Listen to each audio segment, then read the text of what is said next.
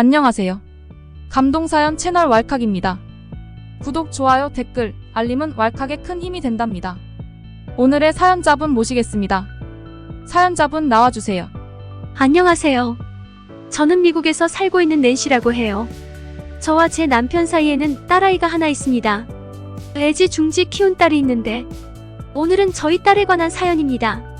조금은 부끄러운 사연이라 걱정되지만 꼭 전해드리고 싶은 이야기라서 용기 내어 나왔습니다. 여기 시청자분들도 자식을 낳아 기르면서 속상한 일 많으실 거예요. 그럼 제 사연 들려드릴게요. 저희 부부의 딸은 보통의 여자아이들처럼 어렸을 때부터 참 소심하고 겁이 너무 많은 아이였어요. 그래서 남편은 항상 이런 소심한 딸이 걱정이었어요. 저렇게 겁이 많아서 사회에 나가 뭘 할 수 있을까?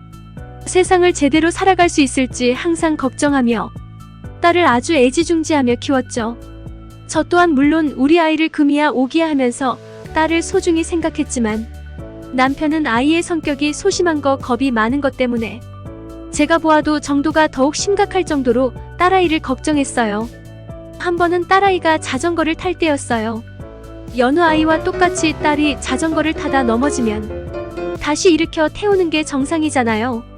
남편은 절대로 죽어도 자전거를 타지 못하게 하는 그런 사람이었습니다. 그리고 아이가 학교에 다니기 시작하면서 남편은 더욱 심해졌어요. 어떤 아이든 학교에서 놀다 보면 다칠 수도 있는 것인데 아이가 학교 갔다 왔다가 딸의 무릎이든 팔이든 어딘가가 조금이라도 다쳐서 오면 진짜 너무한다 싶을 정도로 그 다음 날에는 학교를 찾아가서 누가 그랬냐고 아주 학교를 뒤집어 놓는 딸 바보였던 거예요. 그래서 저희 딸은 아빠의 이런 과잉 보호를 받고 자랐기 때문에 어른이 되어서도 제대로 사회생활을 하지 못하는 파파걸이 되어버린 거죠. 딸이 이렇게 되기에는 제 잘못도 있지요.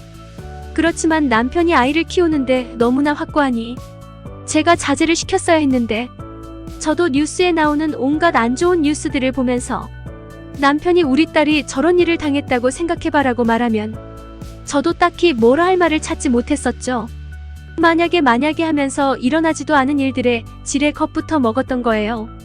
아무튼 그렇게 딸을 키워서 대학에 보냈는데 남편은 정신을 못 차리고 스토커 짓을 스토커가 맞는 표현일지는 모르겠지만 수업을 같이 듣는다거나 친구들과 함께 어딜 가면 그곳에 나타난다거나 항상 어디냐 빨리 와라 라고 말하면서 간섭이 너무나 심해졌어요.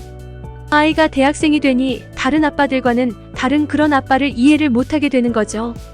이에 화가 머리끝까지 난 딸이 저에게 말해주었고 저는 남편 오기만 기다렸다가 남편이 오기에 저는 속사포로 터뜨렸어요. 대체 당신은 언제까지 딸아이한테 집착할 거냐? 이제 우리 딸은 20살인데 당신이 그러면 아이가 창피하지 않냐? 딸아이 생각해서 그만 자제 좀 하라고 된통 쏟아부었어요. 제 말을 들은 남편은 입을 꾹 다물고 듣더니 화난 얼굴로 그냥 침실에 들어가 버리더군요. 내 참 어이가 없어서 딸아이는 우리 부부 싸우는 모습을 보곤 그날부터 집을 나가버렸습니다.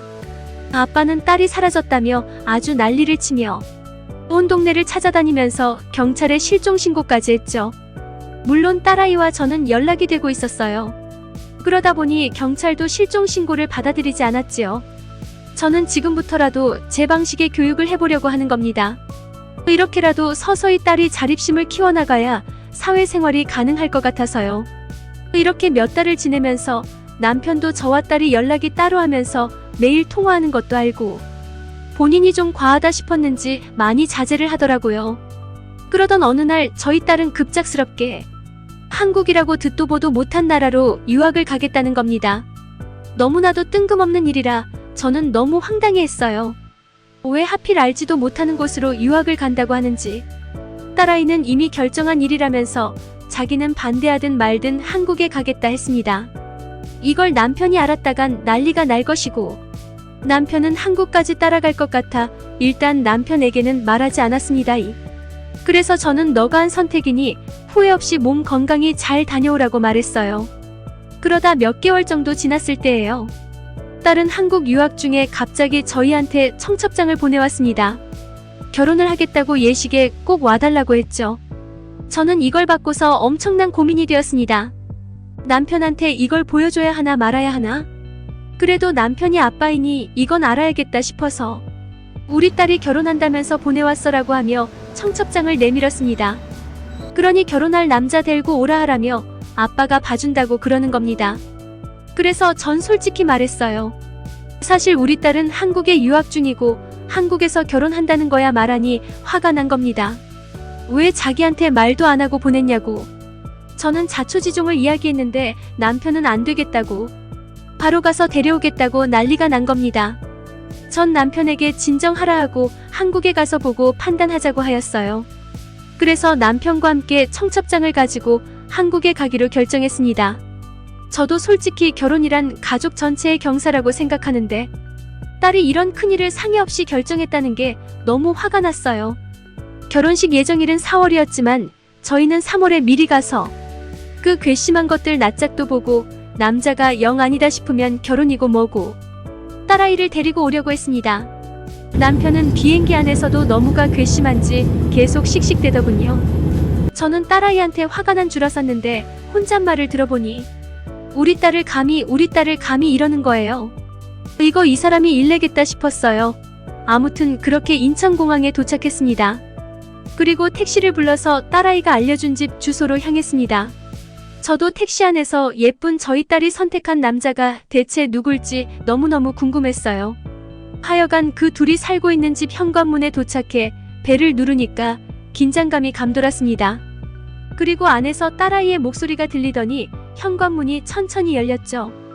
그런데 제 생각과 다른 사람이 나오더군요. 바로 딸의 남친이 대신 문을 열어준 것이었습니다. 그 상태에서 저와 남편 그리고 딸과 딸의 남편 사이에 잠깐 정적이 흘렀죠. 이 불편한 정적을 깬 것은 딸아이의 한국인 남친이었습니다. 얘기 많이 들었습니다. 오는 길 힘드시진 않으셨는지요? 너무나 반갑습니다. 어서 들어오세요 하며 밝은 얼굴로 웃으며 맞아주더라고요. 사실 전 그 모습에 화난 마음은 사르르 녹아버렸어요.